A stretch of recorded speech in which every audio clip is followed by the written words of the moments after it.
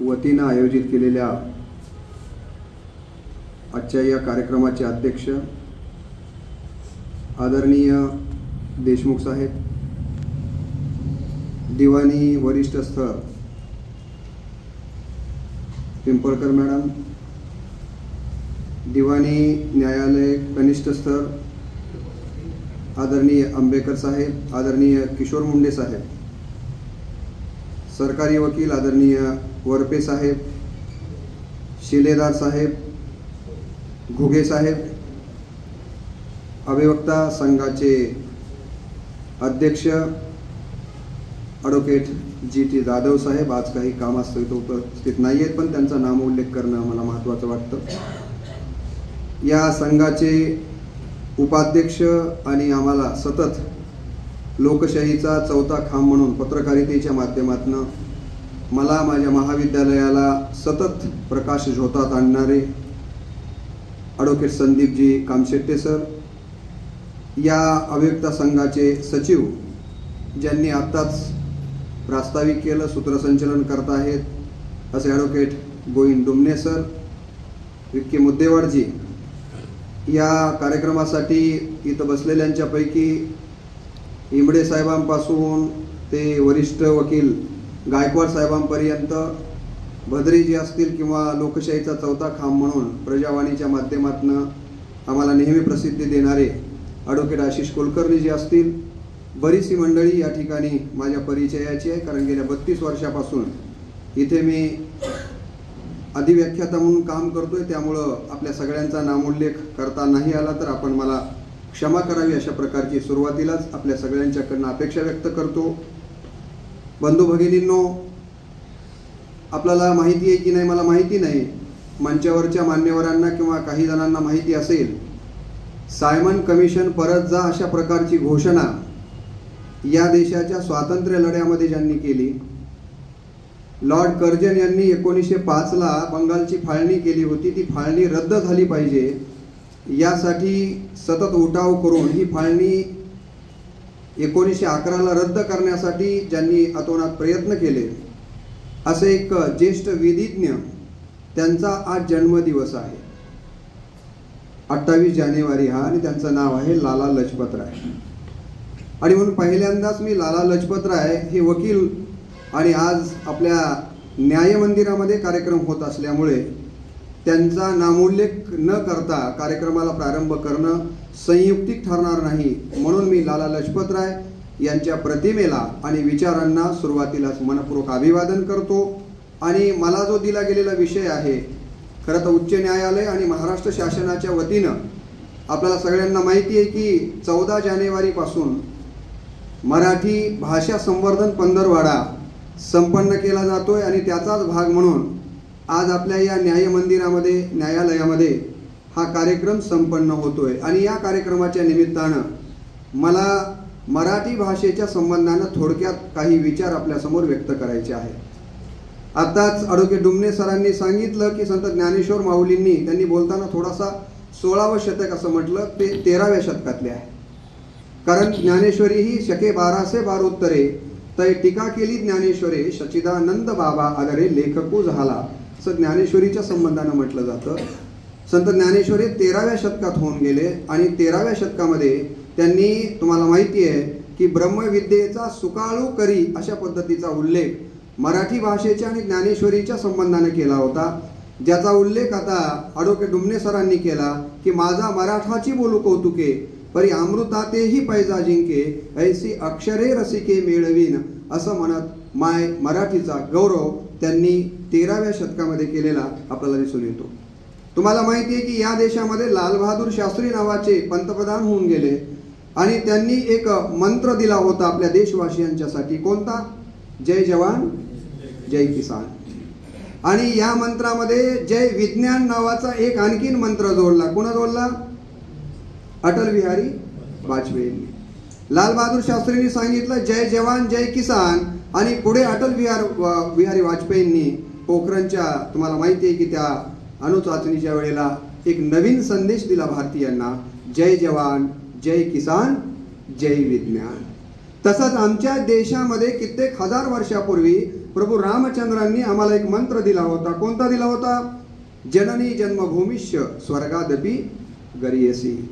प्रभू रामचंद्रांनी सांगितलं होतं की माझ्या जीवनामध्ये सगळ्यात महत्त्वाचे, मला स्वर्गापेक्षाही श्रेष्ठ जर काय असेल तर माझी जननी आणि माझी जन्मभूमी, या दोनच गोष्टी मला स्वर्गापेक्षा देखील श्रेष्ठ वाटतात. आणि म्हणून आत्ताच वकील साहेबांनी सांगितल्याप्रमाणे मागच्या जवळपास 25 वर्षापासून जननीबद्दल आईवर मी 1000 भाषणं महाराष्ट्रभर दिलेली आहे. मी नेहमी सांगत असतो आईचं, जननीचं महत्त्व विशद करताना की आई म्हणजे मंदिराचा उंच कळस, आई म्हणजे मंदिराचा उंच कळस, आई म्हणजे अंगणातील पवित्र तुळस, आई म्हणजे भजनात गुणगुणावी अशी संतवाणी, वाळवंटात प्यावं असं थंड पाणी. आई म्हणजे आरतीत वाजवावी अशी लयबद्ध टाळी, वेदनेनंतरची पहिली आरोळी. आई महान आहे, आई कुराण आहे, आई ब्रह्मज्ञान आहे, आई पृथ्वीवरला स्वर्ग आहे, आई संस्काराचा पहिला वर्ग आहे. असं आईचं वर्णन अनेकांनी केलंय आणि आईवर मी 3-4 तास सलग बोलू शकतो. मला सांगायचं एवढंच आहे की प्रभू रामचंद्रांनी जननीला, मातेला सगळ्यात महत्त्वाचं स्थान दिलं, ज्याचा गौरव आपण, तुम्हाला माहित असेल की उपनिषदामध्ये 5 देव सांगितली गेली. आपल्याकडे 33 कोटी देवांचा उल्लेख केला जातो. पण आज विज्ञान आणि तंत्रज्ञानाच्या युगामध्ये जर आपल्या युवा पिढीने आपल्याला विचारलं की हिंदू धर्माने किती देव मानली म्हणून, तर आपण 33 कोटी म्हटलं तर आताची पिढी थोडीशी प्रश्न उपस्थित करील. म्हणून आपण उपनिषदातलं उदाहरण दिलं पाहिजे की आमच्या संस्कृतीनं 5च देव सांगितली, ज्यातला पहिला देव सांगितला मातृदेवो भव, पितृदेवो भव, आचार्य देवो भव, देवो देवो भव, आणि 5वा सांगितला अतिथी देवो भव. म्हणून मला पहिल्यांदा आपल्याला म्हणायचं आहे की मातेला महत्त्व आमची संस्कृतीत आलेली आहे. त्यानंतर तुम्ही बघितलं की मातीला देखील आपण महत्त्वाचं, जननी जन्मभूमी याचा अर्थ जिथे आपला जन्म होतो ती देखील मला अत्यंत महत्त्वाची वाटते. म्हणून मी नेहमी सांगतो की माझं पहिलं प्रेम माझ्या मातीवर आहे, तिचं कोरीव रूप माझ्या छातीवर आहे. मातीसाठीच जगावं, मातीसाठीच मरावं, बाळा माती लई थोर, तिला कसं विसरावं. तुम्ही बघा, माती आणि माता या दोन्हीमध्ये फक्त एका वेलांटीचा फरक आहे, ती वेलांटी म्हणजेच मातृभाषा आहे. आणि म्हणून आता आपण माता आणि माती पुरतच न जगता, अटल बिहारीने जसा 3रा मंत्र जय विज्ञान जोडला, तसा आता आपल्याला माता आणि माती बरोबर मातृभाषा या गोष्टीचा देखील गांभीर्यानं विचार करण्याची गरज निर्माण झालेली असल्यामुळंच राज्य शासन असेल, उच्च न्यायालय असेल, असे विविध उपक्रम घेऊन मातृभाषेचा गौरव आणि मातृभाषेबद्दलचं आत्मनिरीक्षण आणि परीक्षण करण्याच्या दृष्टिकोनातून मला असं वाटतं अशा कार्यक्रमांचं आयोजन करत असतं. तेव्हा आपण या मातृभाषेबद्दलची आस्था आणि मातृभाषेबद्दलचं प्रेम आपल्या अंतःकरणामध्ये बाळगावं, हा या पाठीमागचा उद्देश आहे. मराठी भाषेबद्दल असं म्हणता येईल की नाथांच्या भागवताची पैठणी नेसलेली आहे. आपल्या मराठी भाषेनं नाथांच्या एकनाथी भागवत म्हणतो. आपण सगळे मराठवाड्यामध्ये राहणारे आहोत. देशमुख साहेबांचा मला वाटतं जिल्हा लातूर जिल्हाच आहे. या मराठवाड्यामध्ये मराठीचा पहिला ग्रंथ कुठं जन्माला आला? याच मराठवाड्यामध्ये आला. तुम्हाला माहिती आहे की विवेक सिंधू नावाचा ग्रंथ कोण लिहिला? मुकुंदराजांनी लिहिला. कुठं लिहिला? आंबेजोगाईला लिहिला. म्हणजे या मराठी भाषेच्या उत्थानामध्ये मराठवाड्याचं खूप मोठं योगदान राहिलेलं आहे. ज्या ज्ञानेश्वरीचा उल्लेख आता आपल्या मराठी भाषेच्या संबंधाने केला जातो, त्या ज्ञानेश्वरीचे निर्माते लेखक जे आहे संत ज्ञानेश्वर महाराज, यांचा जन्म कुठं आहे? मराठवाड्यामध्ये झालेला आहे. तुम्हाला माहित असेल, ही लिहिली जरी नेवास्याला गेली असली तरी लेखक जे आहेत संत ज्ञानेश्वर यांचा जन्म कुठला आहे? मराठवाड्यामधलाच. तुम्ही सगळी संत परंपरा बघा, संत नामदेव महाराजांचा जन्म बघा, संत जनाबाईंचा जन्म बघा, संत ज्ञानेश्वर माऊलींचा, संत निवृत्तीनाथांचा, संत सोपानदेवांचा, संत मुक्ताबाईंचा, संत एकनाथ महाराजांचा जन्म बघा, संत रामदास स्वामींचा जन्म बघा, संत भगवान, तुम्हाला किती मी यादी देऊ की या मराठवाड्यानं मराठी भाषेच्या विकासासाठी अत्यंत महत्त्वाचं काम केलेलं आहे. आणि म्हणून मला मुद्दाम आपल्याला या ठिकाणी सांगितलं पाहिजे की आमच्या मराठी भाषेला पैठणीचा दर्जा, ही मराठी भाषा नाथांच्या भागवताची पैठणी नेसलेली आहे. तुकोबांच्या गातेचा मुकुट या मराठी भाषेनं घातलेला मस्तकावर आहे. आणि ज्ञानेश्वरांच्या ज्ञानेश्वरीचा मळवट कपाळी घातलेली जर कोण असेल तर ही मराठी भाषा आहे. आणि एक गोष्ट आपण लक्षात घेतली पाहिजे की त्या निर्मिकानं, कोणी देव मानत असेल नसेल ज्याच्या त्याचा विषय आहे, त्याला आपण निर्मिक म्हणूया. निर्मिकानं माणूस आणि पशुमध्ये जो भेद केला, तर माणसाला पशुपेक्षा अधिकचं काय दिलेलं आहे? पशु आणि माणसाची जर तुलना केली साम्याच्या बाबतीत, तर आहार, निद्रा, भय आणि मैथून या 4 गोष्टी माणसाकडेही आहेत, पशुकडेही आहेत. पण या 4 गोष्टींच्या शिवाय माणसाला अधिकचं त्या निर्मिकानं दिलं. काय दिलं? तर माणसाला हास्य दिलेलं आहे. माणूस हसू शकतो, प्राण्यांना हसता येत नाहीये. माणसाला श्रद्धा जास्तीची दिलेली आहे, पशुमध्ये हा श्रद्धाभाव तुम्हाला दिसत नाही आहे.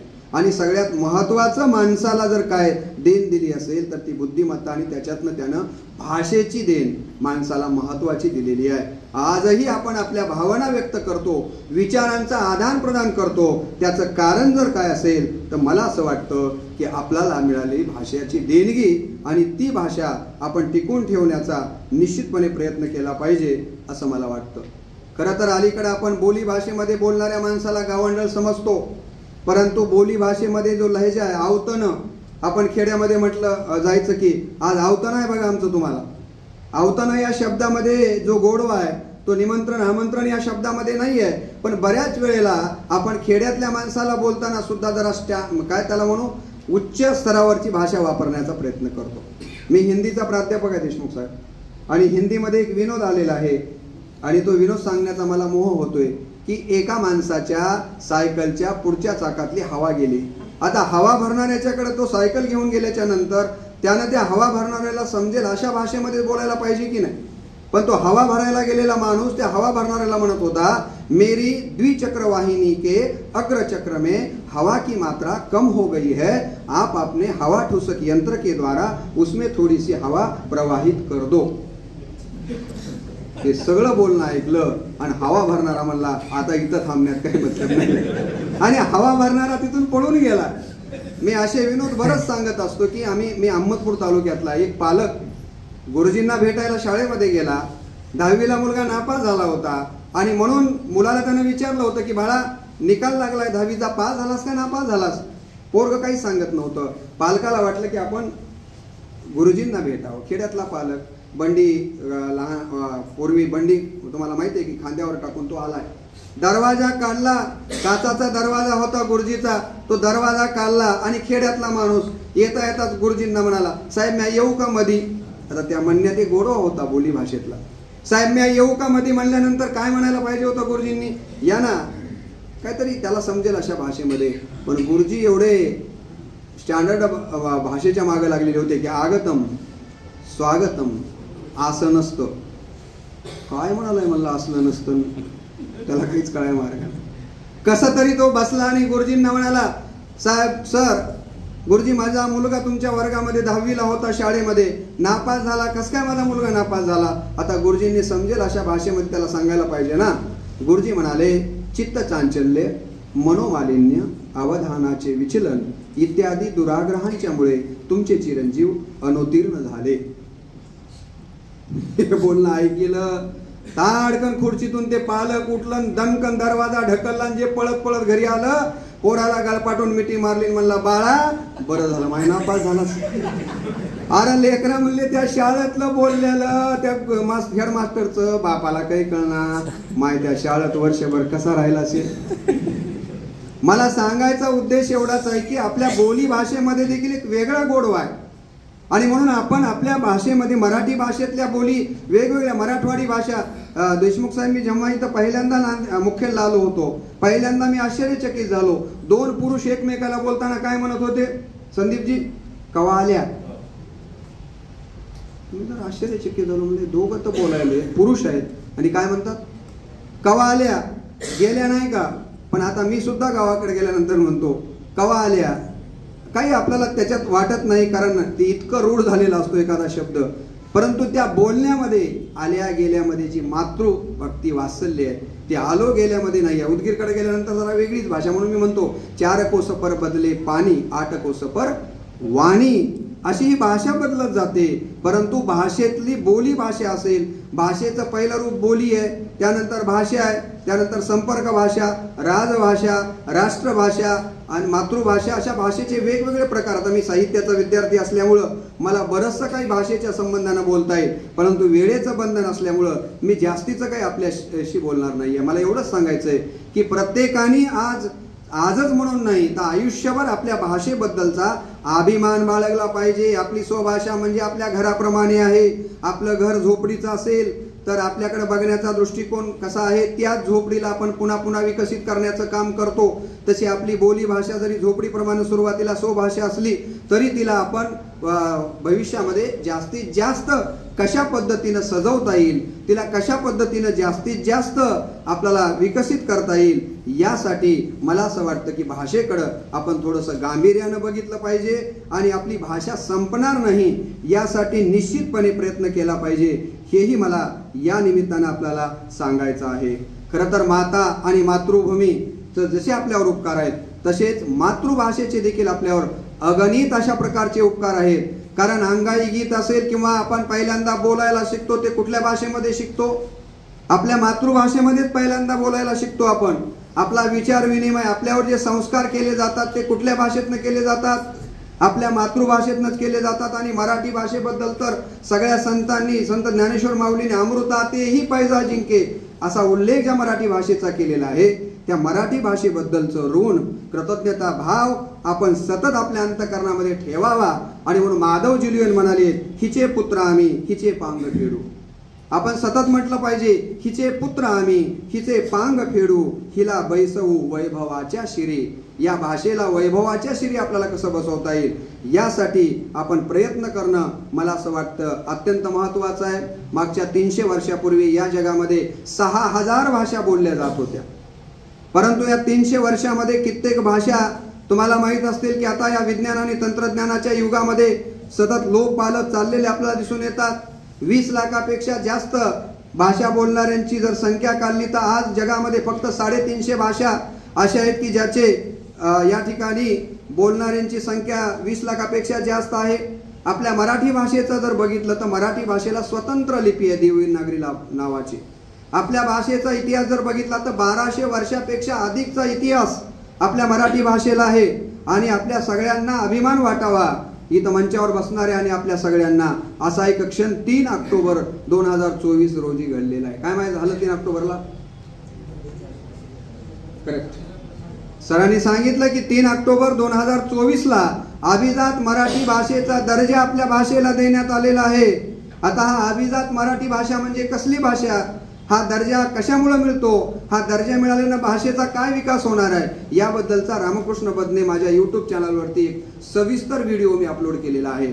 आता मला तिथं हे सांगत बसलं तर वेळेचं बंधन असल्यामुळे मी ती काही आपल्या समोर मांडणार नाहीये. परंतु या भाषेला जवळपास 1200 वर्षाचा इतिहास, त्यापेक्षाही जास्तीचा इतिहास या मराठी भाषेला आहे. आणि 800 वर्षापेक्षा अधिकचं प्रगल्भ काव्य आणि साहित्य मराठी भाषेमध्ये आपल्याला पाहायला मिळतं. जगातल्या एकूण भाषांचा जर आपण क्रमवारी काढली तर जगातल्या एकूण भाषेमध्ये 10व्या क्रमांकावर मराठी भाषा येते. इतकं या मराठी भाषेचं जगातल्या क्रमवारीमध्ये स्थान असलेलं आपल्याला दिसून येतं. आणि मराठी भाषा जगातल्या 72 देशामध्ये बोलली जाते. जगातल्या 72 देशामध्ये मराठी भाषा बोलली जाते. आणि म्हणून जवळपास महाराष्ट्र आणि आजूबाजूला जर बघितलं तर 10 कोटीपेक्षा अधिकचे लोक प्रत्यक्ष मराठी भाषा बोलतात आणि मराठीचं वाचन, संवाद आणि लेखन करण्याचं काम करतात. या मराठीच्या विकासाचा इतिहास जर बघितला तर महानुभाव पंतांना या मराठी भाषेच्या विकासासाठी मोठं योगदान दिलेलं आहे. याचं स्मरण आजच्या दिनी करणं गरजेचं आहे. ज्ञानेश्वर महाराजांच्या काळातली मराठीचा अभ्यास आपण करणं गरजेचं आहे. ज्ञानेश्वर माऊलींच्या काळातली मराठी म्हणजे यादवकालीन मराठीचा अभ्यास आपण करणं गरजेचं आहे. मुसलमान अंमलातली मराठी कशा पद्धतीची होती त्याचा विचार करणं गरजेचं आहे. ज्याला बहामनी काल असं आपण म्हणतो. छत्रपती शिवरायांनी देखील मराठी भाषेच्या विकासासाठी अत्यंत महत्त्वाचं योगदान दिले, त्याचा देखील आपण उल्लेख करणं गरजेचं आहे. शिवोत्तर कालम देखील आपण पेशवे काळातील मराठीचा बद्दल आपण विचार करणं गरजेचं आहे. आधुनिक काळामध्ये मराठीमध्ये काय काय स्थित्यंतर झालेली आहेत, काळानुरूप काय काय बदल झालेले आहेत याचा देखील विचार आजच्या कार्यक्रमाच्या निमित्तानं आपण खरं तर करणं गरजेचं आहे. कुठलीही भाषा ही परिवर्तनशील असते. तुम्ही बघितलं असेल की आज संस्कृत भाषा आपल्या या जगातल्या प्राचीन भाषांच्या मध्ये सर्वाधिक प्राचीन भाषा ही संस्कृत भाषा आहे. आपल्या देशातलं रामायण असेल, महाभारत असेल, उपनिषद असतील, वेद असतील, पुराणं असतील, ही सगळी कुठल्या भाषेमध्ये आलेली आहेत? संस्कृत भाषेमध्ये आलेली आहेत. पण आज समाज व्यवस्थेमध्ये संस्कृत भाषा हळूहळू लोप पावताना किंवा तिचं महत्त्व कमी होताना दिसते. त्याचं कारण असं की या भाषेनं नवीन शब्द आपल्यामध्ये आत्मसात केले नाहीत. इंग्रजी भाषा नंतर येऊन जगाची भाषा का झाली, तर त्या भाषेनं नवनवीन तंत्रज्ञान स्वीकारलं, नवीन नवीन शब्द आत्मसात केले. मला असं वाटतं की भाषेनं देखील काळानुरूप जे जे काही येतं त्याचा स्वीकार करण्याचा प्रयत्न केला पाहिजे आणि मराठी भाषेनं देखील निश्चितपणे नवीन शब्दांना आत्मसात करण्याचं काम केलेलं आहे. हे देखील या निमित्तानं मला आपल्यासमोर सांगण्याचा मोह होतो आहे. 15व्या-16व्या शतकापासून दर्यावर्दी व्यापाऱ्यांनी या जगाचं भ्रमण करायला सुरुवात केली आणि वेगवेगळ्या सत्ता आपल्या देशामध्ये आल्यामुळं आपल्या भाषेवरती या सत्तेचा परिणाम झाल्यामुळं आपल्या भाषेवरती त्या देशातल्या भाषेंचा प्रभाव झाल्यामुळं भाषेमध्ये वेगवेगळ्या प्रकारचे शब्द आलेले आपल्याला पाहायला मिळतात. आणि म्हणून आज जर मराठीमध्ये आपण बघितलं तर फारसी भाषा, ज्यावेळेला मुस्लिम सत्ता या देशावर होती तेव्हा फारसी भाषेचे बरेचसे शब्द आपल्या मराठी भाषेमध्ये आलेले आपल्याला पाहायला मिळतात. खजिनदार हा शब्द आहे. कुठून आला हा खजिनदार शब्द? फारसी भाषेमधून आलेला शब्द आहे, ज्याला आपण मराठीमध्ये आपल्याला शब्द सुद्धा पर्यायी माहिती नाहीत. असे बरेचसे शब्द आपण, आता तुम्हाला सगळ्यांना माहिती आहे ती सुपारी कशाने कातरतात?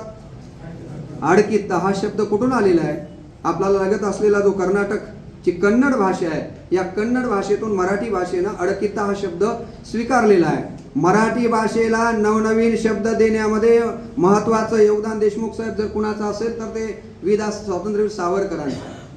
सावरकरांनी अनेक शब्द मराठीमध्ये इंग्रजीतनं त्याचं मराठीकरण करण्याचं काम केलेलं आहे. आज आपण राज्यसभा म्हणतो, लोकसभा म्हणतो, संसद म्हणतो, विधानसभा म्हणतो, विधान परिषद म्हणतो, दिग्दर्शक म्हणतो, असे जे अनेक शब्द या मराठी भाषेला देण्याचं काम विदा सावरकरांनी केलंय आणि म्हणून त्यांचा देखील उल्लेख करणं अत्यंत महत्वाचं आहे. या मराठी भाषेच्या विकासामध्ये संत साहित्याचं योगदान आहे, पंत साहित्याचं योगदान आहे आणि तंत साहित्याचं योगदान आहे, म्हणजे शाहिरांचं योगदान आहे. हे देखील या निमित्तानं महत्वाचं मानलं गेलं पाहिजे. या मराठीला आंतरराष्ट्रीय दर्जा प्राप्त करून देण्यामध्ये ग्रामीण साहित्यानं मोठं योगदान दिलेलं आहे. दलित साहित्याचं फार मोठं योगदान राहिलेलं आहे. आठवणीचे पक्षी असेल, उचले असेल, उपरा असेल, असे कितीतरी दलित साहित्यातले आत्मकथन आली. दलित साहित्यातले अशी कितीतरी ग्रंथरचना झाल्या की ज्या ग्रंथरचनेमुळं मराठी ही केवळ देश पातळीवर नाही तर आंतरराष्ट्रीय पातळीपर्यंत जाऊन पोहोचलेली आहे. याची देखील दखल आपण या ठिकाणी घेणं गरजेचं आहे असं मला या निमित्तानं वाटतं. फारसीमधला खजिना हा शब्द मराठीनं स्वीकारलेला आहे, ज्याला मराठीमध्ये कोशागार असं म्हटलं जातं, त्याला फारसीमध्ये खजिना म्हणतात. तो आपण जशास तसा स्वीकारलेला आहे. खजिनदार याला मराठीमध्ये रोगपाल म्हटलं जातं, तो आपण जशाच्या तसा स्वीकारलेला आहे. खेड्यातली माणसं आहेत, तुम्ही बघा पहिल्यासारखी काही बरकत येणं झाली बघा, म्हणतात बरकत. बरकत म्हणजे काय? भरभराट. बरकत या शब्दाला मराठीमध्ये भरभराट आहे, परंतु बरकत हा शब्द फारसी मधला आहे, पण आज आपण मराठीमध्ये तो शब्द रूढ केलेला आहे. आणि म्हणून काळानुरूप भाषेनं आपल्यामध्ये बदल करून घेतला पाहिजे. कम्प्युटर या शब्दाला पर्यायवाची शब्द मराठीमध्ये संगणक आलेला आहे, परंतु कम्प्युटर मधले जे प्रोग्राम आहेत त्या प्रोग्रामला मात्र आपण कार्यक्रम असं म्हणत नाहीये, प्रोग्रामला प्रोग्रामच म्हणतो. मराठीनं प्रोग्राम हा शब्द स्वीकारलेला आहे. आगगाडीला रेल्वे म्हटलं जातं, मराठीमध्ये आगगाडी म्हटलं जातं, पण मराठीनं रेल्वे हा शब्द स्वीकारलाय, आगगाडी जरी असला तरी. सिग्नल हा रेल्वेचा तुम्हाला माहिती आहे, त्याला मराठीमध्ये फार मोठा विस्तृत शब्द आहे, पण आपण सिग्नल हा मराठीमध्ये घेतलेला आहे. मराठीनं इंग्रजीमधले बरेच शब्द, हिंदीमधले बरेच शब्द, फारसीतले शब्द, त्यालाच शब्दांचे चार प्रकार केले जातात. तत्सम शब्द, तद्भव शब्द, उद्भव शब्द, विदेशी शब्द. आता त्याही विस्तारात मला जायचं नाहीये. हे सगळे शब्द मराठीने आपल्यामध्ये घेतल्यामुळं मला असं वाटतं की मराठी समृद्ध होते.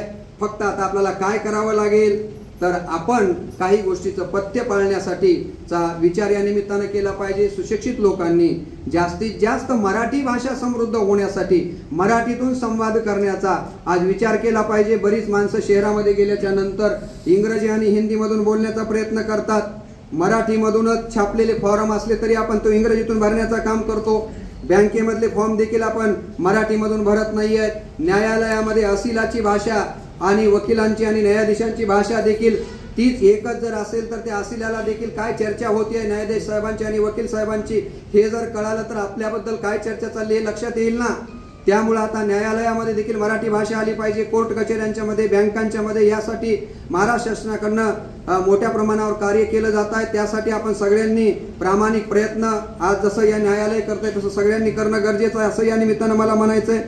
आपण अलीकडे आता मराठीमध्ये अनेक इंग्रजी शब्दांचा भरमार असतो. एखादा माणूस मराठी बोलता बोलता किती इंग्रजी शब्द घेतो. एकच उदाहरण सांगतो. माणूस बोलता बोलता म्हणतो आपले थॉट्स आपल्या मदर टंग मधून जेवढे क्लिअरली एक्सप्रेस करता येतात तेवढे इतर लँग्वेज मध्ये येत नाहीत. आता बघा या मराठी वाक्यामध्ये किती वेळेस आपण इंग्रजी शब्दांचा प्रयोग केलेला आहे. काय? आपले थॉट्स आपल्या मदर टंग मधून जेवढे क्लिअरली एक्सप्रेस करता येतात तेवढे इतर लँग्वेज मध्ये येत नाहीत. असं जे काही आपण मराठीचं इंग्लिशीकरण करायला लागलो आहोत, यासाठी देखील आपण थोडा विचार करणं गरजेचं आहे. माणसं बोलता बोलता कसे वाक्य वापरतात. एका माणसानं बोलता बोलता म्हणला काल रात्री नाईट होती. वकील साहेब, इमडे साहेब काय म्हणतो तो? काल रात्री नाईट होती. आता काय हे वाक्य समजायचं? एका माणसानं बोलता बोलता डोक्याला हेड्या. आता हा कसला शब्द असेल? आता तुम्ही न्यायाधीश साहेब बसलेत, बरेच मला माझे पालक येतात खेड्यातले आणि काय काय शब्द वापरतात. मला असं वाटतं की मग एवढा इंग्रजी येत नाही तर आपण इंग्रजीचा कशासाठी हा टास्क करायचा? बऱ्याच वेळेस असंही सांगितलं जातं, अगोदर मला रायटिंग मध्ये लिहून दे. काय म्हटलं जातं? अगोदर मला रायटिंग मध्ये लिहून दे. आता हे काय शब्द आहे? काय भाषेचं आपण व्याकरणाचं काय करून चाललोय? मला असं वाटतं याबद्दलही महत्वाचा आपण विचार केला पाहिजे. पालक इथं उपस्थित आहेत म्हणून सांगतो की शाळा महाविद्यालयामध्ये आपल्या मुलांना मराठी शाळेमध्ये पाठवा, कारण भाषा ही संस्कार करणारी असते. आणि म्हणून सरकारनं देखील आता इंग्रजी शाळांचं पेव फुटलेलं आहे, याच्यावर थोडंसं बंधन आणण्याची गरज आहे. मराठी भाषेला कसं प्रोत्साहन देता येईल यासाठी प्रयत्न करणं गरजेचं आहे. आमच्या पदवी शिक्षणामध्ये इंग्रजीला अनिवार्य स्थान दिलेलं आहे आणि हिंदी आणि मराठीला मात्र द्वितीय भाषेचं स्थान दिलेलं आहे. हे कुठंतरी चित्र सरकारनं बदलण्याची गरज आहे. मराठीत प्रावीण्य मिळवणाऱ्यालाच नोकरी मिळेल अशा प्रकारचं काहीतरी धोरण येणं गरजेचं आहे, जेणेकरून मराठी भाषेचं संवर्धन होईल. मराठीचा वापर जास्तीत जास्त आपण अनेक ठिकाणी करू, यासाठी देखील प्रयत्न करणं गरजेचं आहे. आणि मराठी नोकरी आणि कामधंदा मिळवून देणारी भाषा कशी बनेल, रोजगाराभिमुख मराठी भाषा कशी बनेल, यासाठी प्रयत्न होणं गरजेचं आहे. अनुवादाच्या क्षेत्रामध्ये मराठीनं पाऊल दमदारपणे टाकणं गरजेचं आहे. विज्ञान आणि तंत्रज्ञानाच्या युगामध्ये मराठी भाषेनं पुढे येणं गरजेचं आहे. वाचन, लेखन आणि संवादाच्या कौशल्यामध्ये मराठी भाषा पुढे आली पाहिजे. अशा पद्धतीनं काही गोष्टी जर आपण केल्या तर निश्चितपणे मराठी भाषा करते आहे, करत नाही असं नाही आहे. शासनही करत आहे, न्यायालयाच्या वतीने केलं जात आहे. याला आणखीन जर जास्तीची गती दिली तर मला असं वाटतं की निश्चितपणे आपण आपली मराठी भाषा अमृतातेही पैजा जिंके या प्रकारचं काम केल्याशिवाय राहणार नाही आहे. आणि जसं आज आपण बघतो की अशिक्षित माणसांच्या मध्ये, आदिवासी माणसांच्या मध्ये आपल्या मातृभाषेबद्दलची जितकी आस्था आहे तितकी उच्च शिक्षित माणसांच्या मध्ये नाही आहे. आपण शहरामध्ये गेल्याबरोबर रिक्षावाल्याला पहिल्यांदा कोणत्या भाषेमध्ये बोलतो? हिंदीमध्ये बोलतो आपण. तो मराठी बोलण्याचा प्रयत्न करतो तरी आपण हिंदीमध्ये बोलतो. इंग्रजीमध्ये बोलणं तर प्रतिष्ठेचं लक्षण मानलं जातं. कुठंतरी आपण आपला जो काही, आता मला इंग्रजी शब्द आहे तो ॲटिट्यूड बदलला पाहिजे, दृष्टिकोन बदलण्याची गरज आहे. आणि यासाठी आपण सगळ्यांनी प्रयत्न करावा. खरं तर जास्तीत जास्त वाचनाला, मराठी ग्रंथांना महत्त्व द्यावं. जास्तीत जास्त शब्दकोश मराठीचे कसे निर्माण करता येतील अशा अनेक प्रकारच्या गोष्टीमध्ये आपण मराठीला जास्तीचा लक्ष द्याल अशा प्रकारची अपेक्षा या निमित्तानं व्यक्त करतो. मी तुम्हाला सावरकरांच्या बद्दल बोललो, 2-4 उदाहरणं देतो. मेयर हा शब्द पूर्वी वापरला जात असायचा महापौरसाठी. पहिल्यांदा सावरकरांनी मेयर या शब्दाला पर्यायी महापौर शब्द आणला. MP हा शब्द वापरला जात होता खासदारासाठी. पहिल्यांदा सावरकरांनी त्याला पर्यायी मराठी शब्द खासदार दिला. कॉर्पोरेटला नगरसेवक हा शब्द दिला. प्लॅटफॉर्मला फलाट हा शब्द दिला. विधानसभा, विधान परिषद असे अनेक शब्द त्यांनी देण्याचा प्रयत्न केलेला आहे. इंग्रजीनं देखील मराठीतला बंदोबस्त हा शब्द इंग्रजीनं स्वीकारलेला आहे. मराठीतला गुंडा हा मराठीतला शब्द इंग्रजीनं स्वीकारलेला आहे. शांतता हा मराठीतला शब्द इंग्रजीनं स्वीकारलेला आहे. म्हणून इंग्रजी जगाच्या ज्ञानाची प्रवेशद्वार झालेला आहे. मी इंग्रजीचा अवहेलना करत नाही आहे, कारण आज ज्ञान मिळवायचं असेल, हाताला काम मिळवायचं असेल तर इंग्रजी तर आलीच पाहिजे. पण माझी दूध जिनं मला पाजवलं ती माता आणि मातृभाषा, हिला मात्र आपण कधीही काळाच्या ओघामध्ये विसरू नये अशा प्रकारची अपेक्षा या निमित्तानं व्यक्त करतो. आणि न्यायालयामध्ये मी बोलतोय त्यामुळं वेळेचं भान निश्चितपणे पाळतो, कारण इथे मिनिटाला महत्त्व आहे, नाहीतर असं होईल की मी जास्त बोलत गेलो. मी नेहमी सांगत असतो, पतिव्रतेला कळावं पाप, डॉक्टरला कळावा ताप आणि वक्त्याला कळावा श्रोत्यांचा संताप. तुमचा संतापपेक्षा साहेबांचा एक एक मिनिट महत्त्वाचा आहे. आणि तुम्ही इथं आलेले असेल, तुमच्यासाठी आजची तारीख देखील महत्त्वाची आहे. आणि मी वक्ता तो श्रेष्ठ असतो ज्याला श्रोत्यांच्या हृदयाची तार छेडता आली पाहिजे आणि मस्तकामध्ये विचारांचं बीज पेरता आलं पाहिजे. जर ते बीज उगवलं, फळाला आलं तर ते कामाला येतं. पेरलेलं बीज जर पेरलं तर ते काहीही कामाचं नाही आहे. बऱ्याच वेळेस असं होतं, आम्ही बोलत जातो, आम्हाला बोलायची सवय आहे. भाषण संपल्याच्या नंतर आम्ही विचारतो कसं वाटलं भाषण, तर श्रोते म्हणतात भाषण खूप चांगलं होतं, त्यातलं शेवटचं वाक्य आम्हाला फार आवडलं. मी म्हणतो काय होतं, तर ते म्हटले आता बस करतो, आता बंद करतो, हे वाक्य आम्हाला फार आवडलं. तर असंच तुम्हालाही माझं शेवटचं वाक्य आवडो अशा प्रकारची अपेक्षा व्यक्त करून या न्यायालयानं इतक्या मला असं वाटतं की अत्यंत व्यस्त कार्यक्रमामधून, बघा मी सुद्धा शब्द बोलताना व्यस्त शेड्यूल वगैरे असे एवढं आले डोक्यात शब्द, पण त्याच्यातनं पळवाट काढत जितकं होईल तेवढं आपल्याला मराठी कसं बोलता येईल यासाठी माझ्यासह आपण सगळ्यांनी प्रयत्न करावा. देशमुख साहेबांनी आणि मान्यवरांनी अभिव्यक्ता संघानं मला बोलण्याची संधी उपलब्ध करून दिल्याबद्दल आपल्या सर्वांच्या प्रती मनपूर्वक कृतज्ञता व्यक्त करतो आणि मी माझ्या वाणीला पूर्णविराम देतो. धन्यवाद.